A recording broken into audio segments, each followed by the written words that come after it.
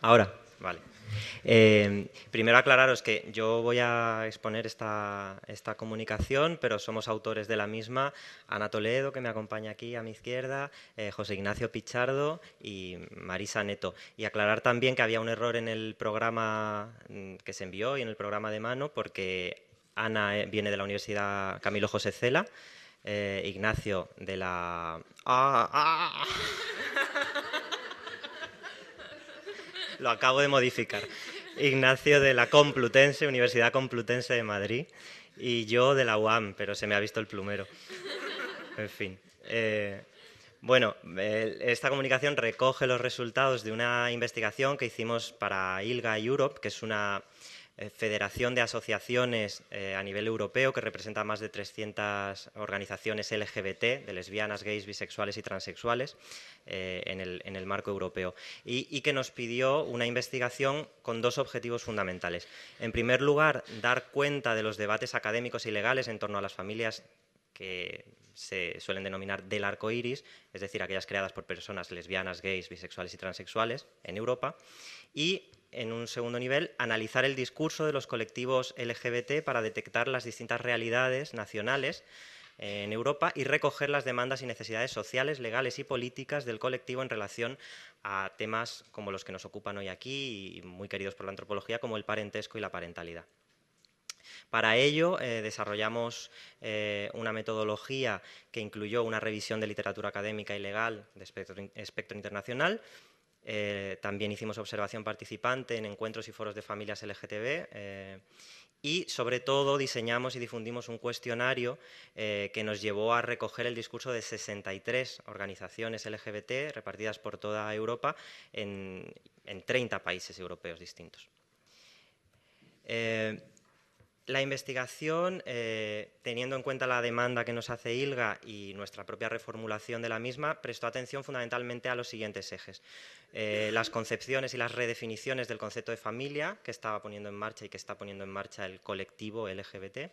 Era importante también analizar el debate acerca del matrimonio entre personas del mismo sexo frente a otro modelo de reglamentación como es el registro de parejas. También queríamos analizar las fuentes y formas de organización de la parentalidad en las familias LGBT, un tema que ha atravesado todas las esferas que hemos analizado es la cuestión de la homotransfobia, tanto simbólica como cotidiana e institucional, que sufren estas familias. Y, por último, queríamos hacer hincapié o prestar un espacio autónomo a la particularidad de las familias trans, que son aquellas que están integradas por personas transexuales o transgénero. En conjunto, lo que buscamos fue entender de forma interconectada las dimensiones legales, sociales y activistas, dimensiones políticas, de nuestro objeto de estudio, superando los acercamientos más frecuentes a esta cuestión, que son de tipo legal normalmente. Avanzo un poco resultados que nos parecían relevantes traer aquí. Una de las primeras cuestiones que planteábamos en el cuestionario era la definición y la redefinición que los colectivos hacían del concepto de familia, ¿no? Nos encontramos con que definiciones legales que incluyan a las familias LGBT en Europa hay muy pocas. Normalmente o las excluyen o no las consideran y quedan en un espacio de ambigüedad. Persiste el modelo de familia nuclear tradicional, por lo tanto, que es un modelo que las propias organizaciones reconocen como restrictivo, biologicista y heterosexista.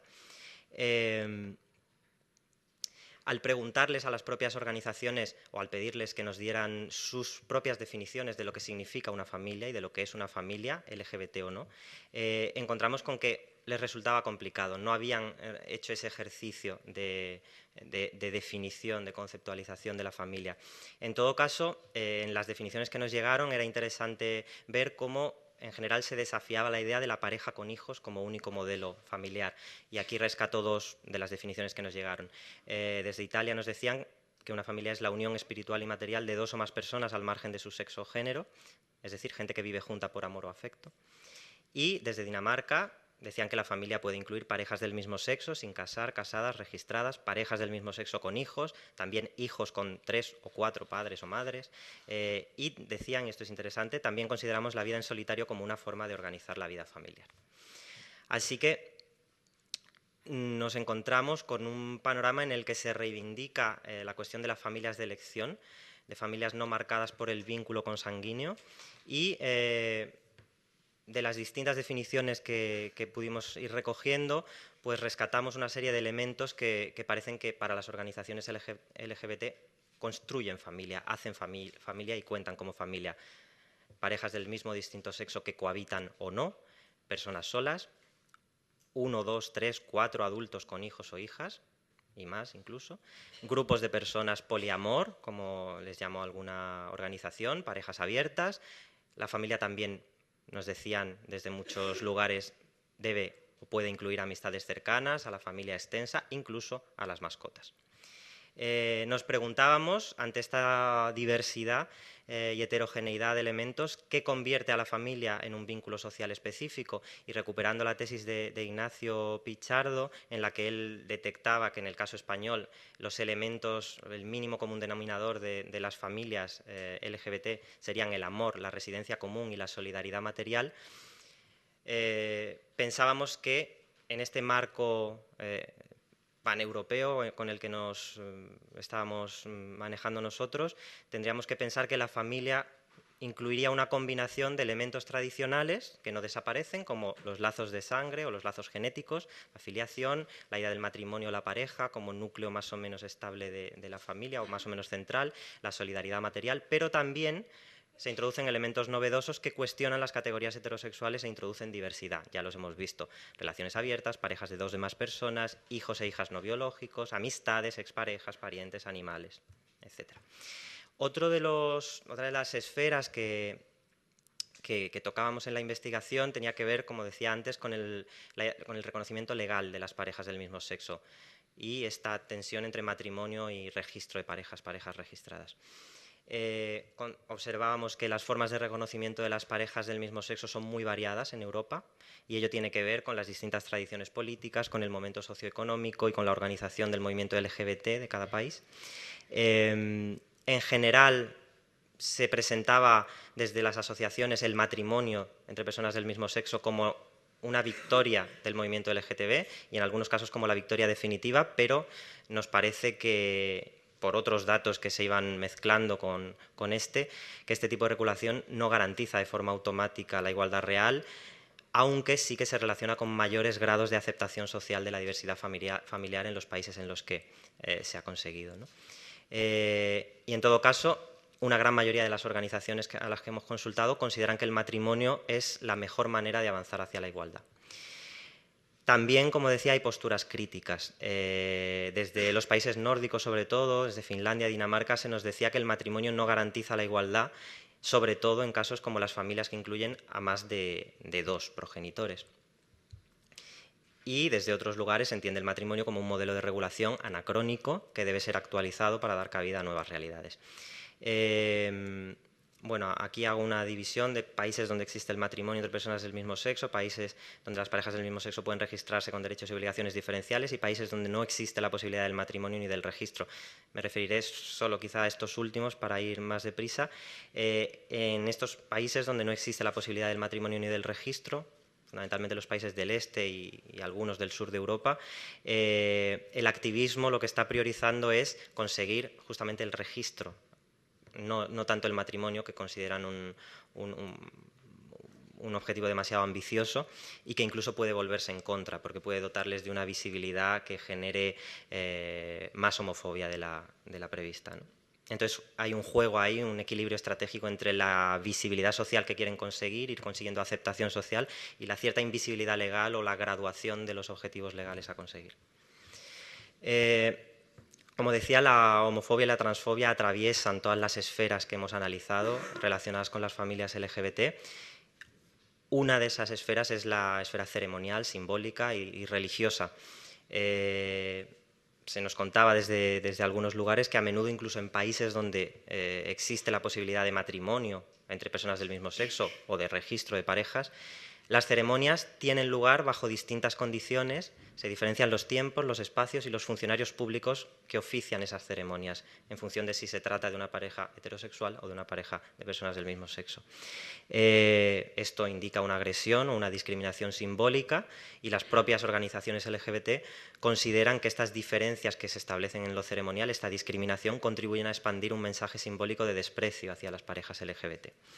En el campo de la religión, es claro que muy pocas iglesias en Europa ofician bodas o uniones entre personas del mismo sexo, y desde las asociaciones se manifiesta una distancia muy grande respecto de la religión, porque se considera una institución especialmente homófoba. Esto lleva, claro, a que las parejas LGBT introduzcan nuevos ceremoniales adaptados a sus necesidades. En cuestiones materiales también se vive la homotransfobia. La discriminación laboral quizá era el aspecto más unánime cuando se les preguntaba por discriminación o homotransfobia en cuestiones materiales, y esta discriminación se produce incluso cuando existen leyes antidiscriminatorias para las personas LGBT en todos los países, salvo en Rusia, Bielorrusia y Ucrania. Estas leyes no son capaces de impedir esta discriminación, que muchas veces es una discriminación sutil que resulta impune al final, ¿no? También nos hablaban de discriminación en el ámbito de los servicios públicos y privados, en tanto que familias LGBT.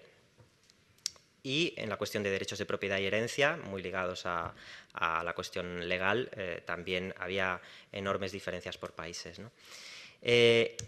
Otra esfera interesante era la del acceso a la paternidad y a la maternidad, y cómo esta esfera está atravesada también por la homotransfobia. Consideramos que, como señala Verena Stoll, que predomina eso que ella llama la genomanía al legislar sobre familias LGBT, en la medida en que se suele poner más énfasis, hablando en términos generales, en reproducir el modelo heterosexual de filiación basado en el continuo filiación, matrimonio, coito, que en reconocer el parentesco y la familia como realidades sociales más que biológicas.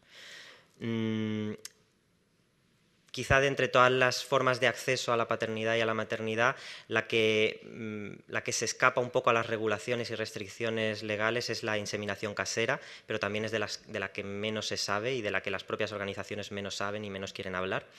En cuanto a técnicas de reproducción asistida, está claro que las personas LGBT no tienen garantizado el acceso, o todas las personas LGTB no tienen garantizado el acceso en Europa. Solo desde 4 países nos decían que una pareja lesbiana podría acceder a estas técnicas sin restricciones, sin ninguna restricción. E incluso, si la ley lo permite, en los centros públicos de reproducción asistida parece que se está priorizando a las parejas heterosexuales por delante de las parejas del mismo sexo, y desde luego en las clínicas de titularidad religiosa de una manera más directa, ¿no? También se nos planteaba desde las organizaciones LGBT un debate en torno a la significación legal de la paternidad biológica a partir de la cuestión del anonimato del donante de esperma y de las obligaciones de custodia o manutención que se le podrían exigir a ese padre biológico, a ese donante en un contexto de reproducción asistida.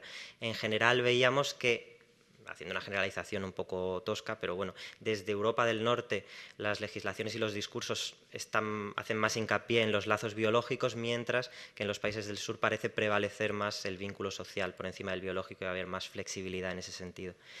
Y por último, la adopción, que también está atravesada por la homotransfobia. Aunque la adopción individual es legal en la mayoría de los países europeos, las personas, los individuos y las familias LGBT están muy a menudo excluidas de la posibilidad de la adopción, porque en la práctica se prioriza a las parejas heterosexuales y también a las mujeres solas, a través de falsos argumentos.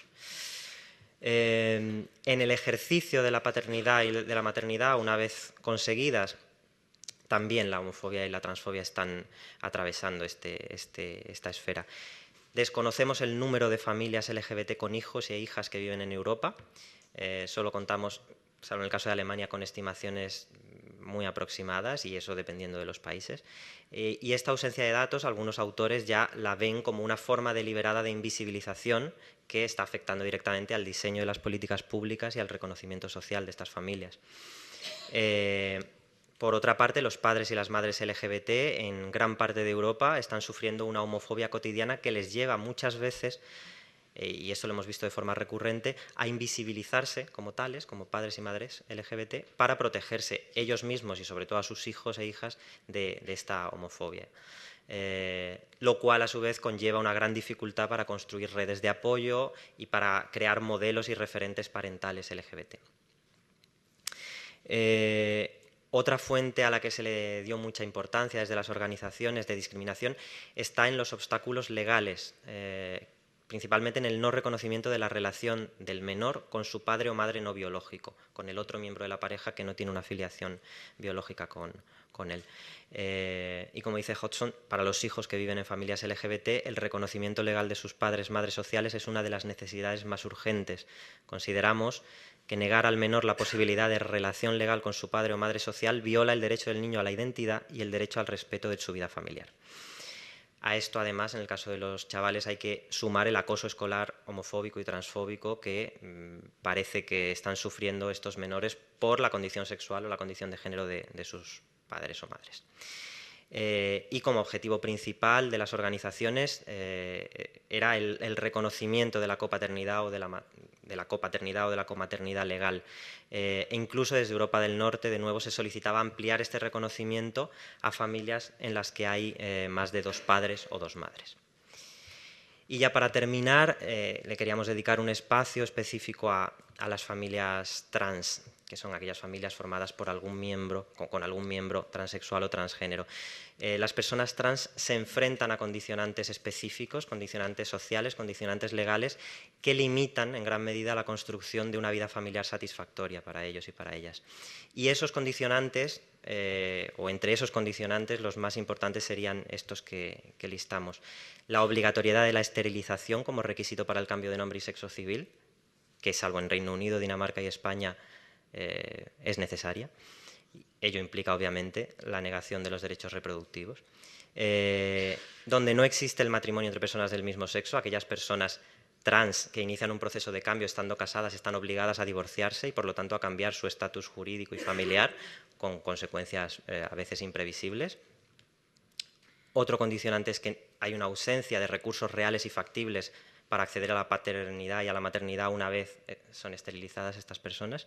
Y por último, la invisibilidad social y el alto grado de transfobia que soportan y que lleva a situaciones como las siguientes que nos describían algunos informantes, que por ejemplo en caso de divorcio o separación sea frecuente que la persona trans pierda la custodia de sus hijos y los derechos de visita, que se les considere un peligro y una fuente de sufrimiento psicológico para sus propios hijos e hijas, que algunos equipos médicos incluso muestren reticencias a permitirles iniciar un proceso de transición de género si tienen hijos, o que a nivel familiar a menudo encuentren dificultades para ser aceptados por sus propios hijos, hijas y por los familiares cercanos. E incluso el alto nivel de invisibilidad y de transfobia lo soportan en el interior del propio movimiento o colectivo LGBT, porque de hecho de todos los cuestionarios que recibimos había un número muy importante en el que no se había sido capaz de contestar al apartado sobre familias trans y eso nos parecía significativo. Y nada más. Gracias.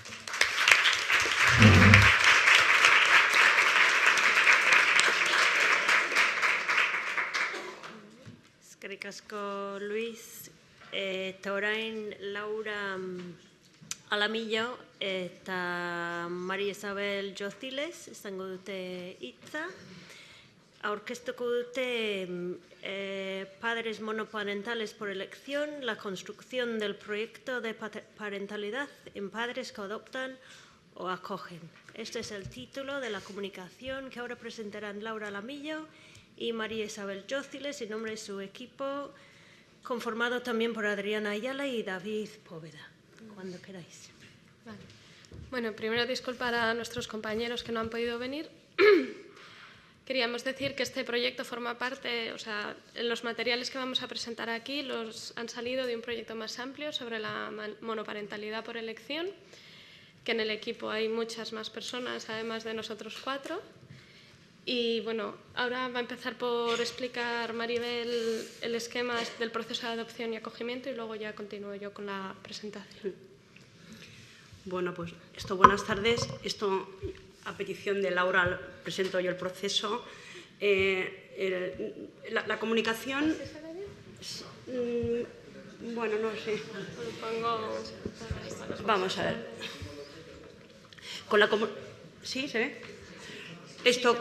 Con la comunicación lo que queríamos es la presentación de unos primeros resultados sobre un ámbito del trabajo sobre monoparentalidad por elección que apenas habíamos trabajado, que es el tema de los padres que optan por formar una familia en solitario.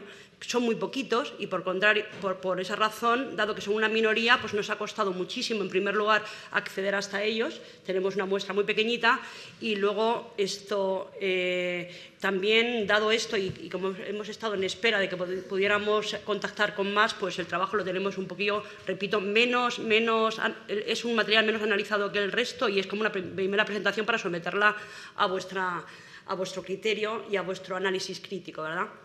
Entonces, en nuestro caso, los padres solteros por elección, que es como lo hemos llamado, PSPs, ¿verdad? Que hemos contactado todos, han optado por la adopción, no internacional necesariamente, y el acogimiento. Ahí sabemos de la existencia de algunos padres que han acudido a la paternidad subrogada, yendo principalmente a la India y a Estados Unidos, pero dado que dentro de nuestra muestra no ha habido ninguno, pues no vamos a hablar de ello. El trabajo, como decía antes Laura, se encuadra en otro más amplio, dentro del cual es una investigación que ha estado a medio camino entre una investigación sobre parentesco y también por intereses personales de algunos de los miembros del equipo, también en antropología de la educación. Y entonces una de las cosas que ha entrañado este doble interés es que nos hemos preocupado, es decir, partiendo de la idea de que el parentesco y el sujeto es algo construido socioculturalmente, nosotros lo hemos planteado cómo alguien termina siendo madre soltera por elección, padre soltero por elección, termina siendo también, como nos hemos preguntado, hijo, es decir, cómo alguien se constituye como hijo de una familia de este tipo. Entonces, aquí lo que presentamos es cómo alguien se constituye como padre soltero por elección.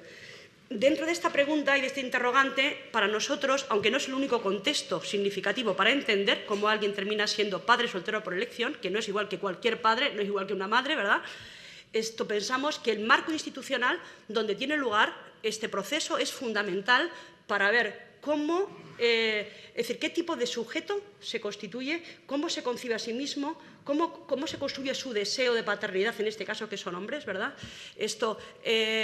Cómo entienden su rol, es decir, qué es lo que tienen que hacer, sentir y pensar en cuanto a padres solteros, es decir, todo un conjunto de cosas que pensamos que se constituyen en muchos ámbitos de la realidad, en la relación con los amigos, en los foros de Internet, como hemos trabajado Ana y, por ejemplo, y yo misma en otros contextos, pero fundamentalmente en los casos de adopción y acogimiento, en este marco institucional, que es por el que tiene que pasar forzosamente cualquier persona de este país que quiera adoptar o que quiera acoger, ¿verdad?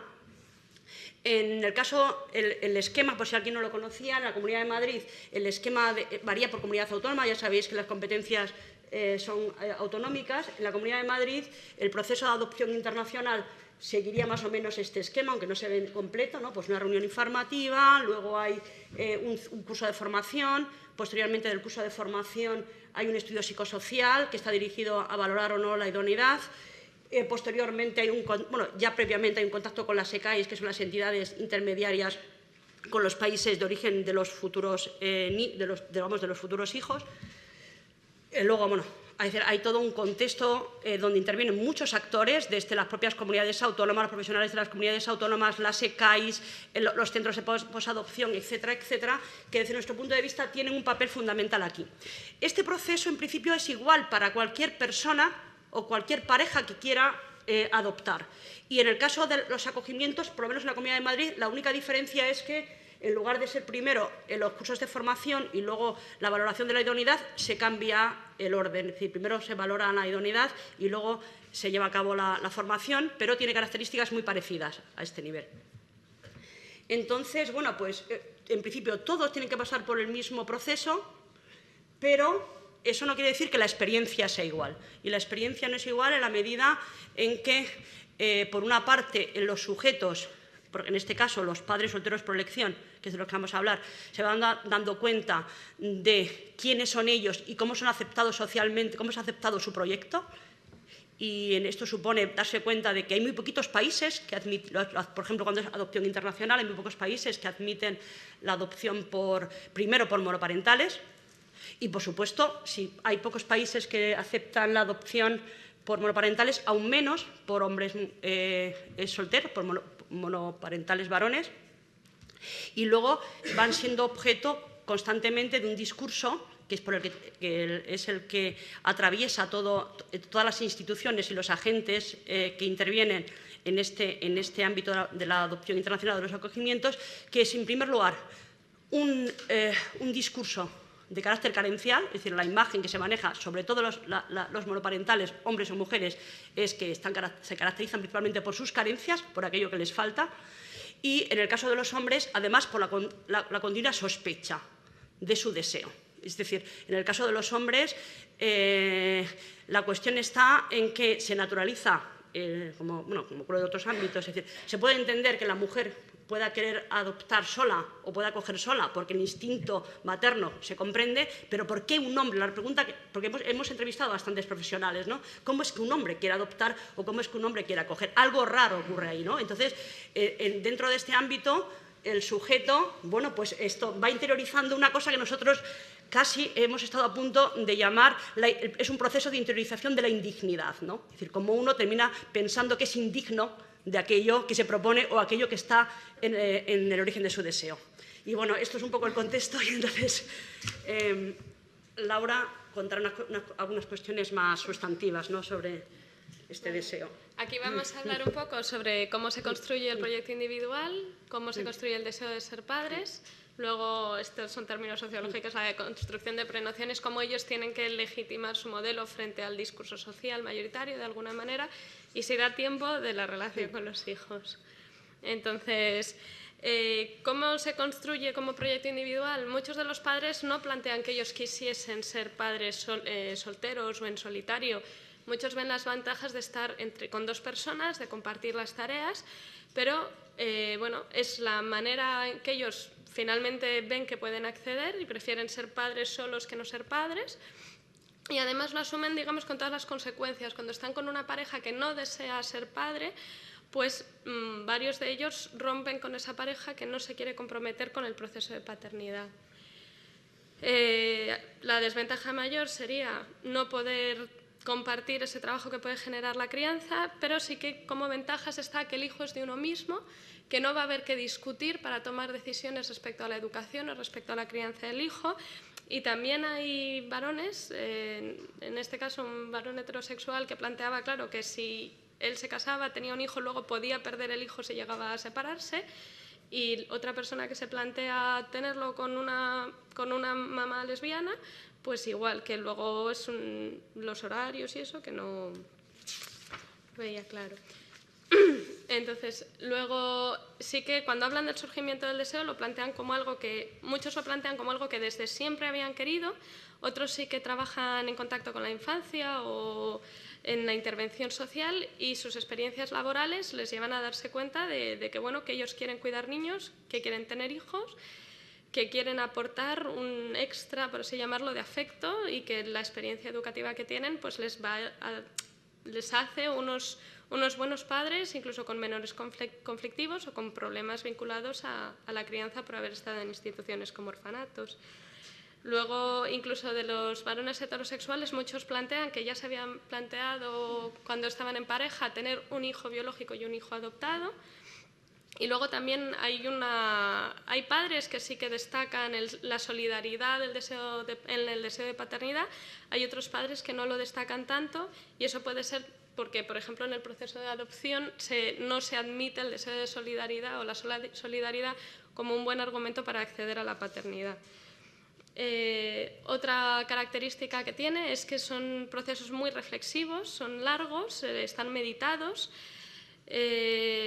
Algunos son la única vía de acceso que se plantean a la paternidad, porque dicen, bueno, claro, los heterosexuales pueden quedarse de penalti, pero yo no tengo esa posibilidad. Y luego también esa reflexividad se fomenta desde los propios cursos formativos, porque bueno, también se les advierte de que pueden tener hijos problemáticos, que vienen con una mochila, porque tienen, bueno... y también en la medida en que el proceso sigue unos pasos, pues también en todos esos pasos son tiempos de reflexión. Entonces, ¿a qué prenociones sociales, por así decirlo, tienen que hacer frente? Pues para empezar, que a pesar de ser un varón, por así decirlo, puedo ser un buen padre. Muchas veces, a la vez que legitiman su propio proyecto de paternidad, realizan una crítica al modelo legitimado socialmente, ¿no?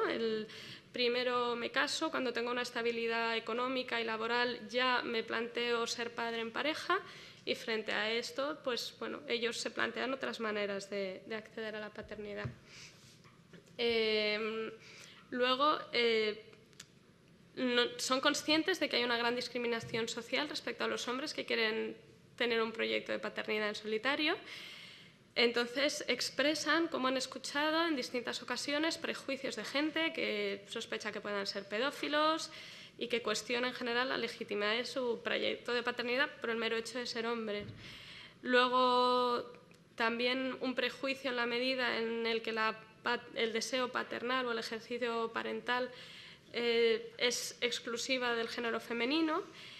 Y bueno, todo esto también influye en lo que hablábamos antes de la reflexividad, porque tienen que estar continuamente justificando y explicando y legitimando su propio deseo como legítimo y veraz. A veces usando precisamente los mismos términos que las mujeres del deseo de cuidar, el deseo de dar amor. Y bueno, alguno incluso se siente discriminado por el lenguaje de las instituciones públicas que solo hablaban de permisos de maternidad. A él no le dejaban pedir un permiso de paternidad. Luego también durante el proceso de alguna manera están sometidos a un auténtico examen porque tienen que demostrar continuamente que pueden ser padres, sobre todo cuando son procesos de adopción más que cuando son de acogida. Tienen que convencer en muchos lugares de que pueden ser buenos padres. Algunas de las pruebas que tienen que pasar implica asumir situaciones vergonzosas, como tener que dar información íntima de su vida sexual, ¿no? Ante notario, llevar a tus exnovias que digan yo me he acostado con él y lo hace bien y cosas de esas. Declaración jurada del alcalde y el cura y el médico del pueblo de que puede ser una buena persona. Y bueno, luego ellos esto lo que pasa es que también de alguna manera en las narraciones pues es como pruebas en las que reafirman la fortaleza de su deseo, ¿no? Con lo cual, pues también de alguna manera les ayuda a justificar, ¿no? Si soy capaz de ir por todo esto es porque de verdad merezco ser padre. Incluso también van generando autorrepresentaciones muy positivas en las que destacan su fortaleza, su capacidad de sacrificio, cómo son capaces de una planificación económica y temporal, cómo son capaces de preparar el hogar, y cómo saben gestionar situaciones difíciles en contacto con los menores también. Bueno, pues eso, sienten que tienen que probar que son perfectos. Y bueno, algunos llegan incluso al extremo de no reconocer flaquezas o debilidades, ¿no? Siempre solo destacando lo positivo. En el caso de los varones que acceden al acogimiento es un poco distinto, porque bueno, no tienen tantos obstáculos. Y lo curioso en este caso, además, es que les animan a acoger a menores con dificultades graves, con lo cual se ve ahí como un doble rasero, ¿no? En la adopción se les mira con lupa, se les dicen que no son lo suficientemente buenos, se les ponen muchos obstáculos y, sin embargo, en el acogimiento nacional se les considera personas con características personales y profesionales óptimas para cuidar menores con dificultades añadidas, ¿no? Por un lado te están diciendo no puedes ser padre y por otro lado te están diciendo toma, el caso más difícil para ti que seguro que puedes hacerlo, ¿no? De alguna medida. Luego también hay discriminación, bueno, yo aquí he puesto por opción sexual, pero también no por opción sexual. Los que son homosexuales sí que tienen muchos problemas en el proceso adoptivo, porque si bien en España se considera que pueden adoptar muchos, bueno, creo que ningún país, ¿no? Permite.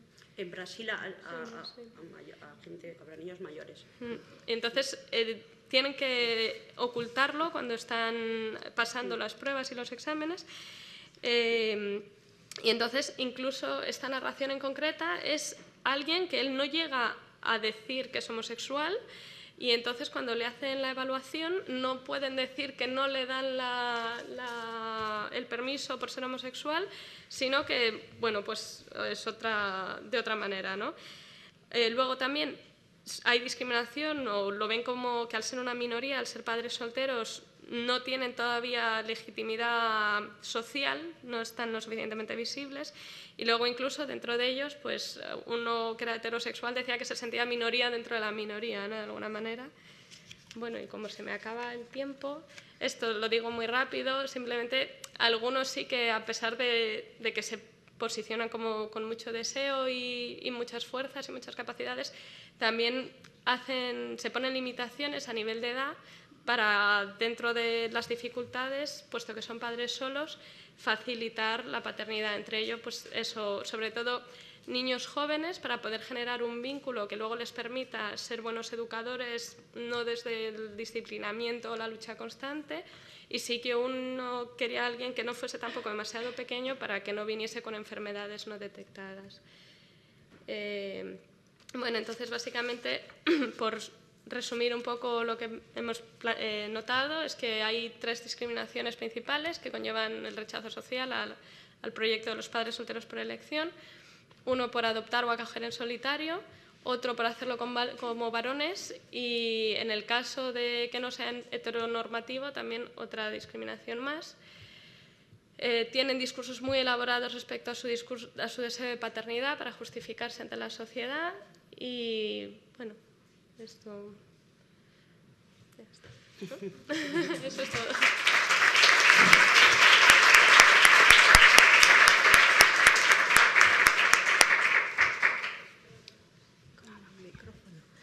Bueno, pues ahora se abre un turno de preguntas.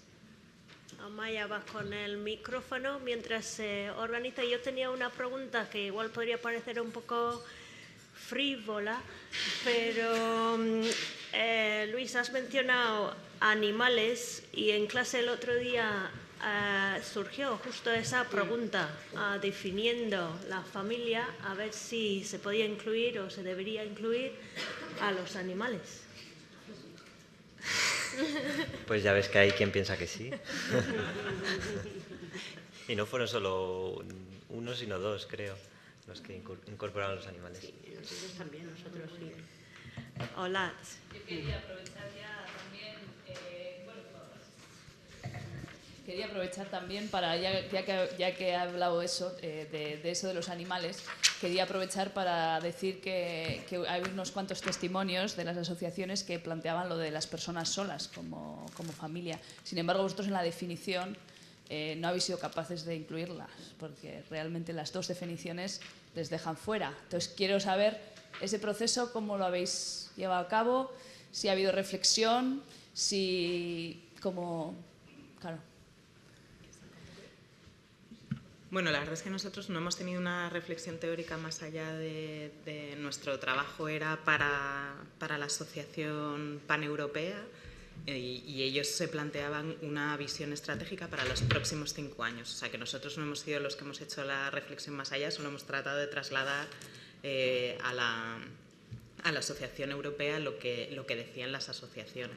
Así que la verdad es que no hemos hecho una reflexión teórica ni hemos incluido, solo hemos tratado de visibilizar toda la diversidad y ponerla en un plano en el que una asociación pudiera plantearse las estrategias.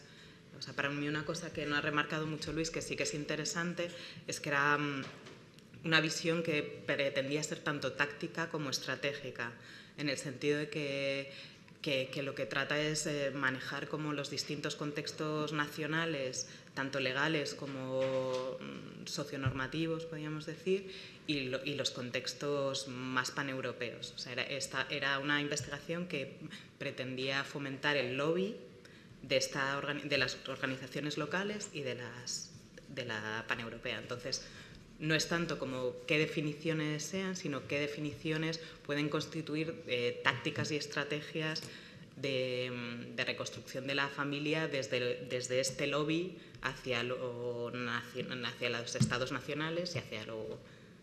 No sé si contesto tu pregunta, en el sentido de que no hemos hecho teorización, sino que ellos, o sea, la Asociación Paneuropea es la que va a estructurar las definiciones de familia para el activismo frente a los estados nacionales y frente a las instituciones europeas.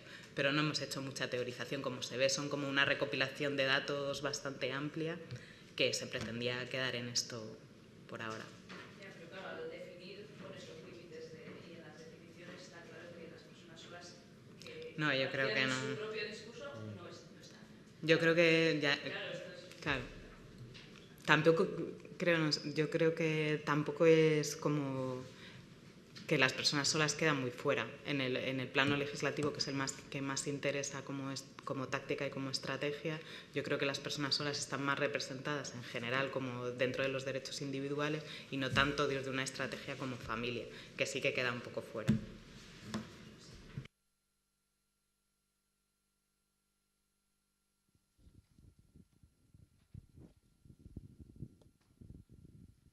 Sí, yo tenía una consulta también para la primera intervención. Claro, entiendo que como la demanda es de ILGA, ¿no? Entiendo que es una demanda de intervención casi, no sé, después por la vía de las políticas públicas sectoriales o intersectoriales, no sé. Bueno, digo, si como antropólogos, antropólogas, no sé, o bueno, como investigadores, no habéis tenido tal vez un poco la impresión de que estabais demasiado constreñidos por unas categorías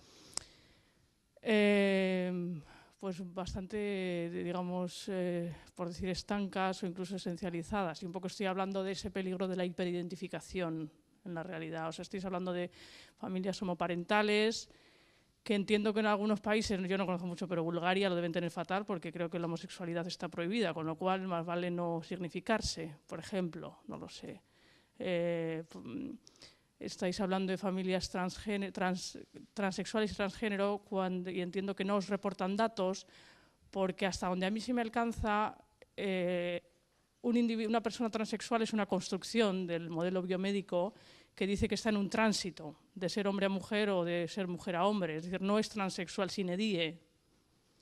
Entonces, estamos hablando de personas transgénero tal vez, en la idea de esas personas transgénero que de alguna manera contestan la división civil social de hombres y mujeres. Entonces, sería una contradicción en sí misma estar preguntando por personas y familias transgénero. No sé si me explico en la retórica que estoy.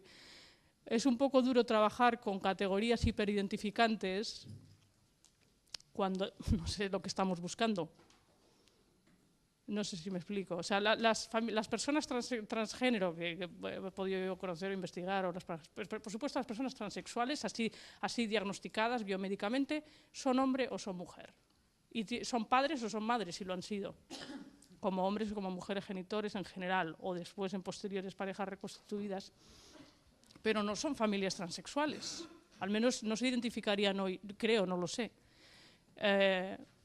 Por no decir que efectivamente estáis hablando de homoparentalidades, pero no de familias transgeneradas homosexuales o heterosexuales, o no hay, o efectivamente que son la mayoría, por lo que tengo entendido.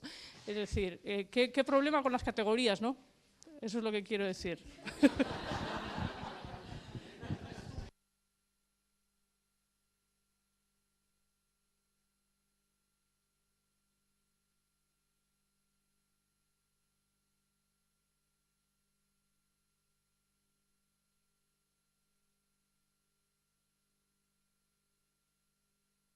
Hola.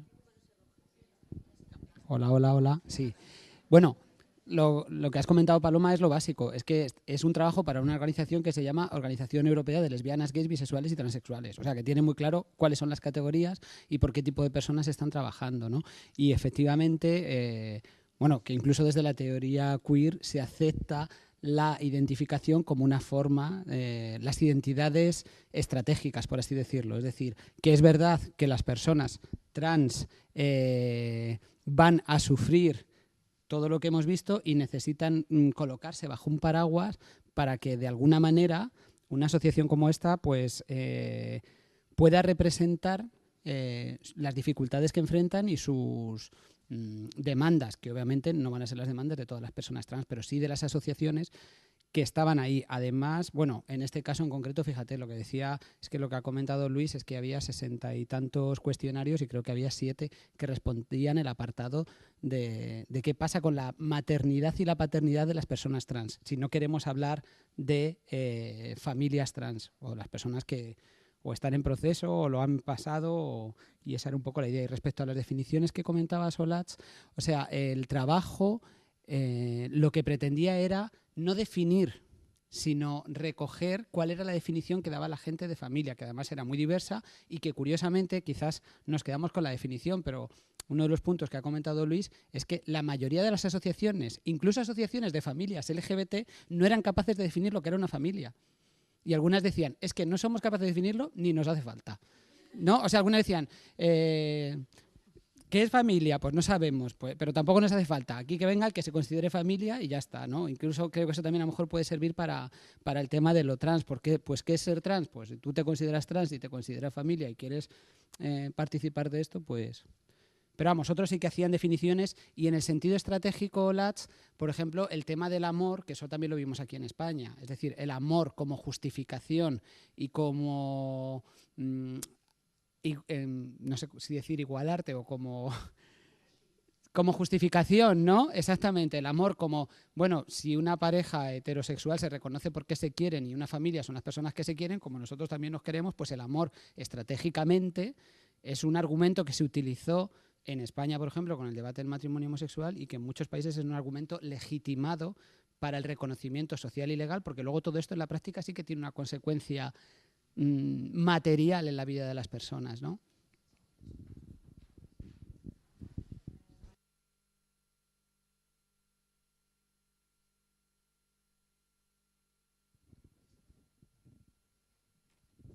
Efectivamente, yo creo que tenemos un problema con las categorías porque en realidad yo que soy madre o padre, ¿qué más dará? O sea, que en euskera, claro, tenemos el término guraso, que es indistintamente para madre o padre y es mucho más adecuado y lo puede reivindicar como yo soy guraso, no tengo por qué ser ni madre ni padre, ¿no?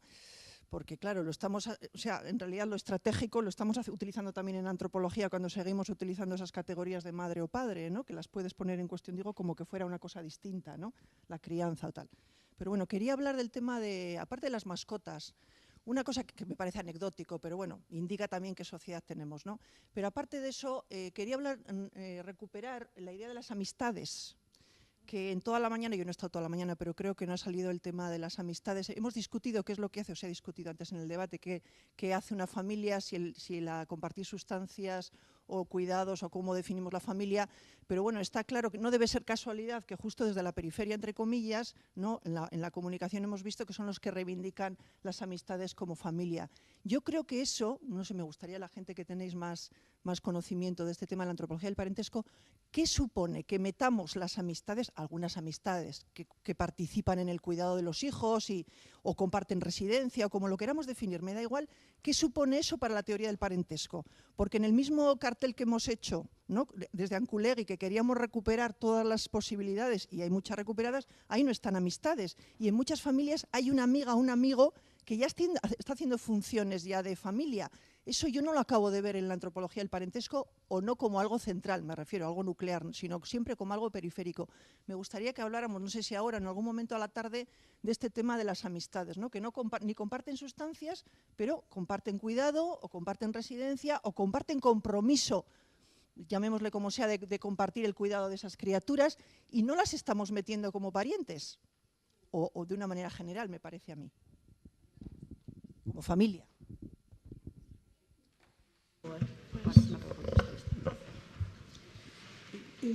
Sobre esto que planteas de las amistades, no es que tenga la solución, pero hubo en los 90 lo que parecía que era una propuesta muy prometedora. Fue en 1993 cuando Bouquet publicó libros sobre las reflexiones del parentesco inglés en Portugal. Y ya enseñaba antropología del parentesco en Portugal, lo que se encontró es que ciertas nociones de la antropología británica y que se basaban en nociones folk británicas que tenían mucho que ver con la genealogía, eran poco transmisibles a un público de estudiantes portugueses porque para ellos precisamente las nociones de amistad o de compadrazgo o de vecindad eran más fuertes. Y entonces se introdujo precisamente, para dar cuenta de esta realidad, el concepto de relatedness, que a mí me pareció que era muy prometedor, porque entonces incluiría las relaciones de parentesco, pero iría más allá, incluiría las relaciones personales privilegiadas. Sin embargo, en mi opinión, bueno, Carsten lo retomó en el 95 y en el 97 en su trabajo de campo, pero a partir del 2000 y sobre todo del 2004, que escribió un libro que se titula así, se fue diluyendo hasta terminar por concluir que relatedness era kinship, después de todo. Y entonces yo siempre es una noción que tengo como en reserva, o sea, pienso que efectivamente sí pensaba en mi intervención comentar algunas cosas, porque hoy ha salido a propósito de la intervención que acabáis de hacer y de los muchachos estos mexicanos, de las bandas mexicanas. Pero por la tradición de antropología del parentesco, más que ampliar la definición de parentesco para que lo incluya todo, yo creo que deberíamos ir más por la vía de una definición más inclusiva, porque no solo el parentesco genera relaciones personales importantes.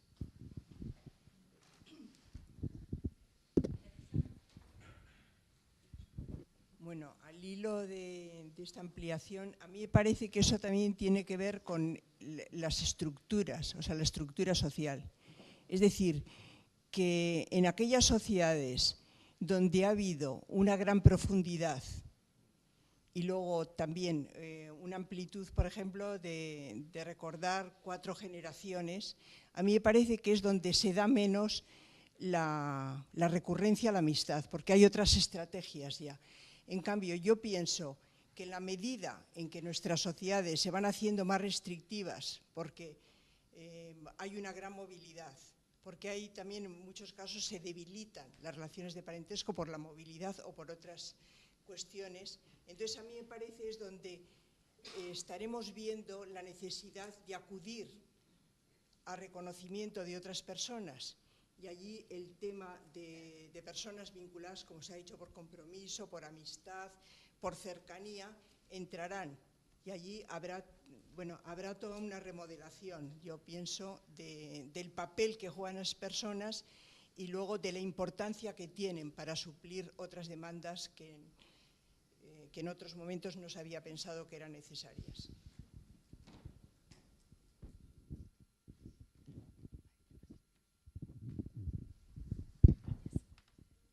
Estoy de acuerdo con Teresa en el sentido de que creo que en parte es una cosa demográfica. En cuanto cada vez tengamos menos familiares alrededor, pues efectivamente hay que recurrir a las amistades. Pero a ese respecto quería recordar una presentación de un libro al que fuimos una vez, que era una curiosa, como una inversión de todo el tema, porque la madre era una madre sola, que había adoptado un hijo con algún problema, no sabemos si era físico, psicológico o de qué tipo o de todo, no sabemos, pero nos llegaba a decir que ella, en cuanto llegó el hijo, empezó a mirar a sus amigos.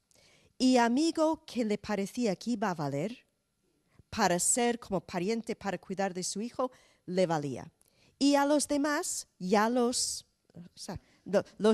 defriended, como en Facebook, vamos, los quitó de su lista de sus amigos porque no le iban a valer. O sea, no es que empezó a recurrir a amigos para cuidados y ayudas, sino empezó a definir los amigos a raíz de la relación que iban a tener con el hijo.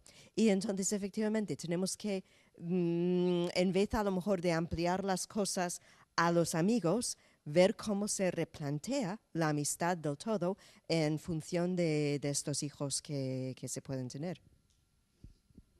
Sobre la amistad. Pregunta productiva, Mariluz, sobre la amistad. ¿Cómo es esto? Sí. Bueno, espera un poco, vamos a dejar igual que alguien de la mesa diga algo, porque lo habéis cogido. Es muy breve, es muy breve. Ya que lo tengo, puedo. ¿Sí? Pues dejamos a Carmen y luego Maribel. Bueno, es algo que no es mío, es de una alumna que está trabajando todo el tema del pornofeminismo y el posporno. Entonces, bueno, pues en el último momento que compartimos y desde donde ella me ha transmitido cuáles son los modelos familiares por lo que están optando estas mujeres, lesbianas, no sé con qué categoría llamarlas, pero en cualquier caso lo que hay detrás sí que hay un modelo de familia, de sexualidad, diferente, digamos, a los modelos hegemónicos heterosexuales de convivencia, familia nuclear. Bueno, están planteando como su opción de familia y doméstica, que tienen muy clara que es la amistad. Como modelo doméstico, sexual, bueno, por aportarlo, aquí ya digo que no es mío, es de una alumna que está en estas cuestiones del pornofeminismo. Bueno, añadir más al debate. No, yo solamente iba a comentar una cosa. Es que también depende en cada investigación cuál es la pregunta, ¿no? Nosotros, en lugar de preguntarnos qué es parentesco y qué no es parentesco, lo que nos planteamos sobre todo es cómo se construye a alguien como pariente o no pariente. Eso es lo que nosotros planteamos en el caso de las monoparentales. Y esto enlaza un poco también con lo que ha comentado también Nancy, ¿no? Es decir, que a nosotros lo que nos llamaba la atención, es decir, lo que sí es cierto es que este proceso de construir a alguien como pariente forma parte de un proceso, desde nuestro punto de vista, político, más en modelos familiares o en opciones familiares que tienen que estar dialogando con un cuestionamiento constante a su alrededor, ¿no? Entonces, parte de la forma en que, por ejemplo, las madres contribuyen o los padres contribuyen a construir a ciertas personas como parientes de cara incluso de sus hijos, tiene que ver con la idea de que tienen una red amplia, es decir, que su familia no es una familia encerrada en una relación dual madre-hijo, que es de lo que siempre se las está acusando, por ejemplo, tanto a las mujeres como a los hombres, sino son capaces de ampliar ese marco. Entonces, dentro de este objetivo político se está construyendo esto, lo que tú comentabas, es decir, ¿quién es pariente? ¿Quién es pariente? Y queremos tener parientes, además, ¿no? Entonces, se incluye también, nosotros nos hemos encontrado con los niños de monoparentales que incluyen, en algunos casos, los animales, pero incluyen a la madrina, incluyen a los amigos que tienen estas características que decía ella, o se construye, cuando es adopción internacional, se construye a los padres biológicos, aunque no se conozcan muchas veces, ¿no? Porque es una cuestión de en muchas ocasiones, ¿no? Y bueno, yo quería añadir también, porque aquí estamos hablando de las amistades, pero por ejemplo en el caso de los padres solteros por elección también había algunos que con este ideal de independencia precisamente lo que no querían era recurrir o por así decir quemar a familia o amistades, y lo que hacían era recurrir pues a actividades extraescolares, a campamentos, a cuidadoras. Es decir, que también el recurrir a la amistad como apoyo parece que está vinculado, volviendo al tema de los cuidados, ¿no? Quizá más que esto, a relaciones de dependencia, de reciprocidad, que muchas veces lo que prefieren es decir, bueno, pues prefiero irme a lo mercantilizado, al cuidado mercantilizado, para yo sentirme un padre independiente, que claro, sigues dependiendo de otras personas, pero te sientes independiente como padre. Y la madre y las familias es para el disfrute del niño, no para el cuidado, no para lo sufrido, por así decirlo.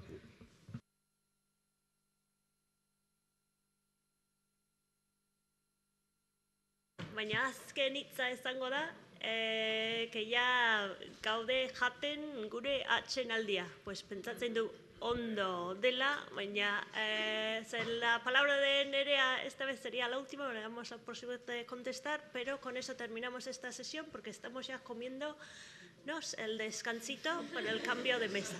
Me parece bien, pero para que lo sepáis. Nerea.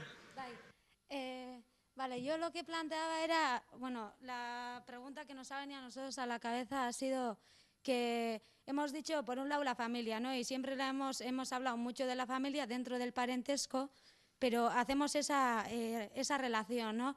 Y que igual la familia la tendríamos que entender como un concepto mucho más abierto, donde se puede llegar a crear una familia por amistad, por afinidad, por muchas razones entre iguales, ¿no? Y basado en una cooperación, en una reciprocidad o en unas bases conjuntas, pero que igual no tiene que estar directamente arraigada al parentesco y que se podrían analizar como dos cosas diferentes y no siempre atadas, ¿no? Y luego hablando de cómo las redes de amistad, ¿no? Y yo creo que sí que existen más de un sitio, o sea, en muchos sitios, ¿no? Una crianza colectiva. Por ejemplo, en los pueblos de costa, ¿no? Yo he crecido en un pueblo de costa y yo veo que la maternidad se comparte y es una crianza colectiva, ¿no? Y esas personas, esos agentes, esos pues funcionan como hogares monoparentales muchas veces, ¿no? Una madre con sus hijos y hijas y no sé qué, y cómo se tiene que crear esa red de cooperación y si eso forma parte de una familia. Y yo creo que al final esa red de cooperación es una familia y no tiene igual ningún rasgo de parentalidad. Entonces eso, ¿cómo se...?